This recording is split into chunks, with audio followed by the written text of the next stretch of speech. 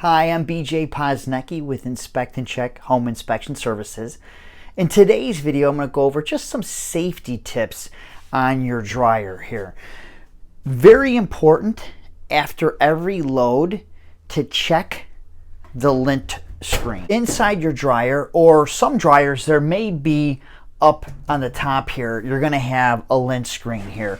And what this does is it grabs all of the lint from your clothing items. Well, if you don't clean this regularly, what can happen is all this lint, starts to go past this screen and down in through the ductwork. And what can happen is it can build up and actually cause a fire. It actually is one of the leading causes of fires, is lint buildup in your dryer. So I would like to get you guys in the habit of checking this every time, and if it's clean, just go ahead and leave it in there for the next load. Second thing I wanted to point out too, and this is something that very easy you can change out at home, is the duct material. So as you see here, and I see this all the time on the houses that I inspect, is this accordion style flexible pipe.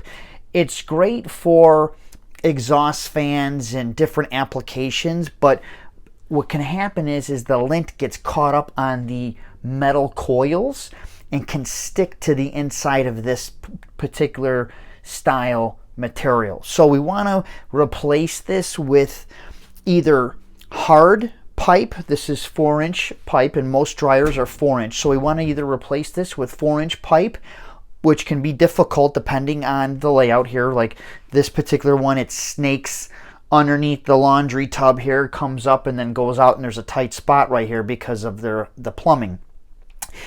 Is if you don't want to use or can't use the hard pipe, it's still like an accordion style flexible pipe like this, but it doesn't have these ribs on it. It's just an aluminum pipe. They usually come in like, I want to say like 4 or 5 foot sections, and then you can pull it and extend it out, and I think it goes to about 8 feet.